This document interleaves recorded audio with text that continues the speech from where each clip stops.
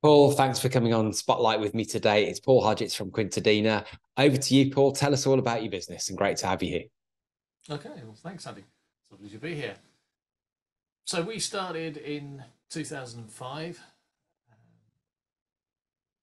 to create a business that was going to be a solutions partner for quotation software.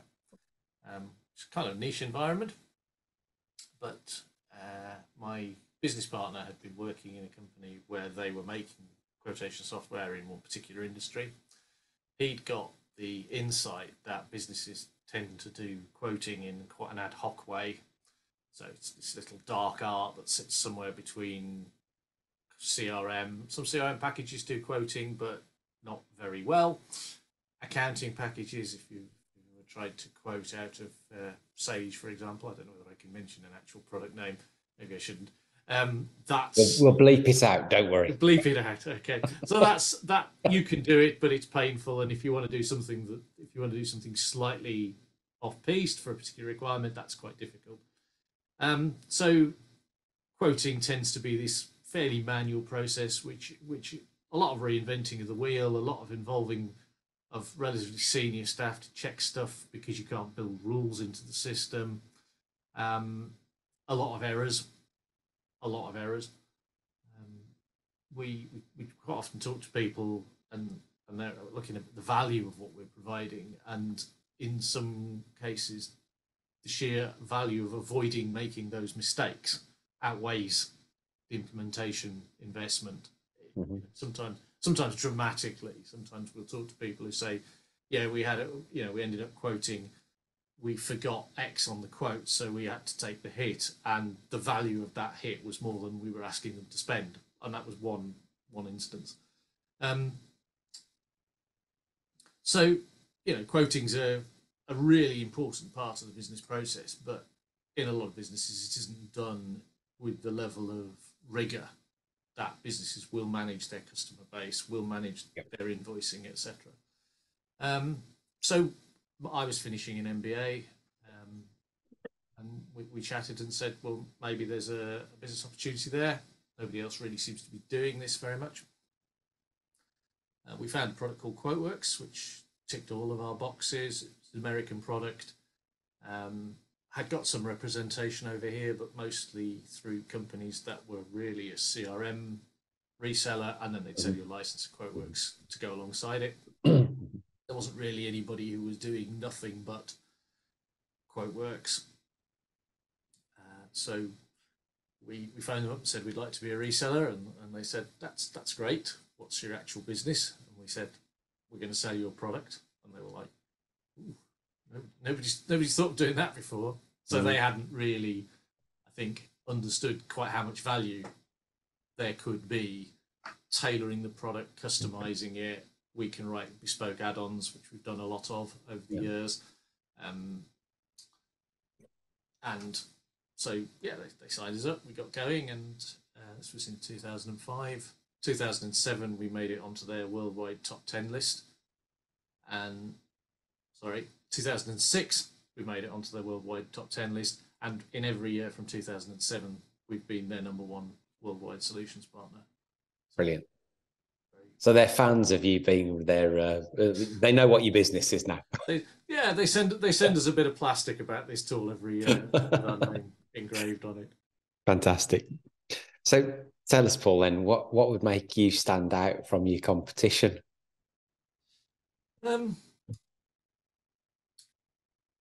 Well, there are now other QuoteWorks solutions partners, and we are still in the UK. We're bigger than all of the others put together. We've got a factory too, so we can bring a scale of operations. We're still a small business by anybody's standards, but we have a permanently staffed help desk. So if you've got a problem with QuoteWorks, or if you just want to know how to do something, you've forgotten how to do it, you're not sure, do I do it this way, do I do it that way? Heaven forbid your server's blown up and you just reinstall it. These things happen in life. We've got a help desk with a couple of guys and a manager there during all business hours, and we can add other staff into that, at a short notice if demand. So we've got scale. The number of person years, if we call it that, of experience that we've got between us over that time means that we have seen quite a lot of different businesses and quite a lot of different business problem situations. We've got that number of years of applying QuoteWorks to so many different solutions. So we've got that scale. We've also got the experience that we can bring to, okay, this problem may be hurting you, but we've probably seen it in 6 different variations before we can bring you an answer. Yeah. Great. Okay. Pretty clear. Thank you. So where's the business going? You've been around 16, 17, a bit more actually, 80. Yeah, 80. a long time. Where does time go? What about the next 5 years? What does that hold for you, would you say? Well, more of the same, hopefully. We have been growing. We managed a 20% revenue growth over the past 12 months, which I was fairly pleased with, all things considered. Yeah. The move to the cloud is what's happening. All systems are moving to the cloud, and of course, COVID dramatically accelerated that, as suddenly the whole of UK industry needed to be able to work from home, which some of us are still doing. QuoteWorks has been working on its cloud offering for half a dozen years now, so it's harder to migrate an existing product into the cloud than it is to write a new one. And they were very clear from the beginning that they didn't want to create a kind of two-tier thing where all the good stuff is on the cloud and the desktop people just drift into oblivion. They've taken their desktop product and they've re-architected that product for the cloud. So it's taken longer, but the continuity between the cloud product and the desktop product is much greater than you find typically. We like to keep growing. We'd like to keep serving customers. Great. Okay, cool. So what's the biggest learning, would you say, since you've been in business? That's an interesting one, isn't it? Oh. Probably that it's okay to say no. Go on. It's okay to say, no, the product doesn't do that. Yep. It's okay to say, no, I can't do anything with the price. No, I can't deliver it by yesterday. Because if you say no, people know that when you say yes, you mean it. And it is, particularly when you're starting out, it's very difficult to say yes and then back at the office you think, right, how am I going to deliver that? And usually that's the right thing to do, actually, is to, I'm pretty sure we can do that, and then work out the details later. But sometimes you can't. And it is sometimes better to write off what looks like a good opportunity and walk away feeling, actually, not just the stress of having promised something you can't deliver, and if that sounds like I've done that, then I might once or twice have done that. Mm-hmm. But as you develop more long-term relationships with customers, which is what we all want to be able to do, if you have said no once or twice, then they'll know that when you say yes, it really does mean yes, and you gain a reputation for honesty and integrity that way. And that's, I think, probably the most unexpected thing, particularly when I've been working previously in other companies, and the answer was always, the answer's got to be yes, no matter what. And you see why people want you to always say yes, but ultimately it's not. One of the great things about having your own business is that you can say, this is how I'm going to operate, and you've the responsibility for that decision, and you take the consequences. Yeah. But I've probably said probably regretted saying yes more often than I've regretted saying no. Interesting. I think there are quite a number of people that could both empathise and learn from that one. So yes, great point. Thank you. What's been the biggest challenge in your time in business? What's the biggest obstacle you've had to overcome, would you say?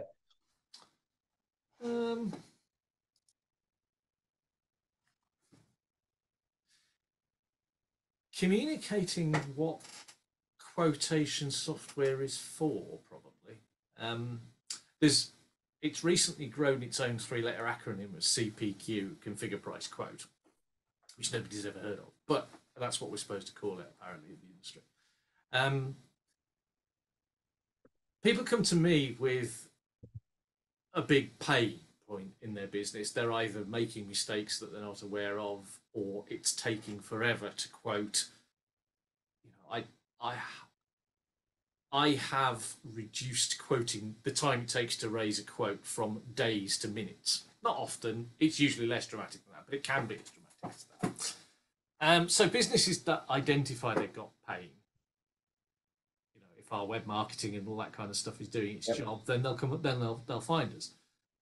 If I go to like a business breakfast or something and say we provide quotation solutions, I haven't yet cracked the people just like, well, why would I want one of those?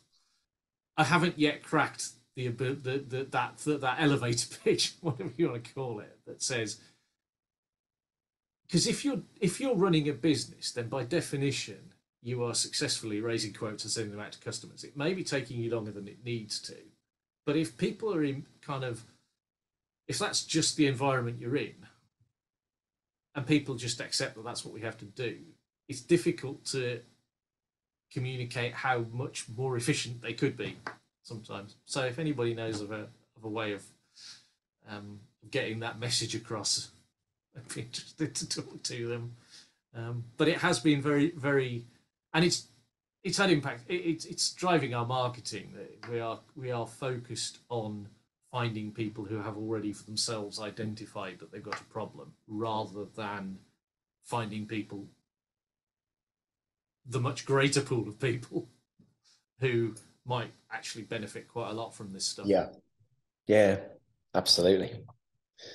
Yeah, interesting. I think there'll be a few people that'll associate with that as well, Paul. The trying to clearly communicate your value proposition when you're the expert and everybody else isn't.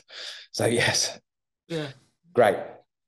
If you were sitting here now then having a conversation with your 18-year-old self, what would you tell yourself?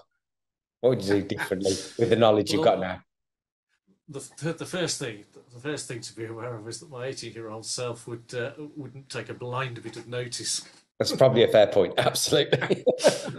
My 18-year-old self knew perfectly well everything there was to be known about everything, and wasn't taking any advice from old guys, which is probably the best advice I could give him, actually. I don't know. Thinking of the things I did wrong. I mean, there are a few things, but I suppose think more about careers and explore more options. The world's a big place, and this cliche city now has got a lot of very interesting, very different things to do. And when you go, I went to a very academic school at King Edward's in Birmingham, and you sort of go on a particular path, and you perhaps don't see all of the different things that so got where I am, and I've enjoyed what I've been doing, but I suspect I wasn't, when I was coming out of university, wasn't really aware of quite how many things there are. And funnily enough, one of the things I've enjoyed doing in this job is going into so many different types of businesses.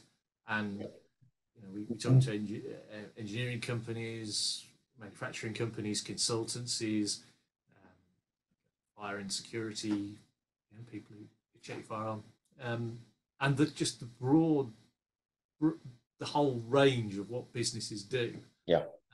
And some very interesting things, and some things that you just wouldn't have. I would just never have encountered. So maybe I could have, as an 18-year-old, have had thought a bit more about the opportunities that I had. Mm-hmm. Yep, good stuff. What's the one piece of advice that you give to other business owners listening to this? If you haven't got quotation software, get some. You won't regret it. I have to say that, don't I? Of course you do. Yeah. Am I allowed to say that? You just did. Okay. Well, that's my answer then. Yeah. Think about quotation software if you have it. If you think about whether you're getting the best use of the people's times, whether your quotes are being raised as quickly as they could be. Okay. Not Great. quickly. So on that note, then we talked prior to me pressing record about the offer that you could make out. Obviously, all of your contact details will be down there. So there's a way for people to get in touch with you. But if you'd like to explain what your offer is and the duration of, because bear in mind this video will be sitting around for a long time. So yeah, over to you. Well, when you buy software from us, as you probably expect, there's a monthly charge, and we have what we call a standard implementation, which does almost everything that almost everybody would want. We usually charge 2K for that, sometimes a bit more, sometimes a bit less, depending on the size of the business. So between now and 31st of August, we'll waive that implementation charge, so you just pay the monthly subscription, which we're not going to put up to claw it back, by the way.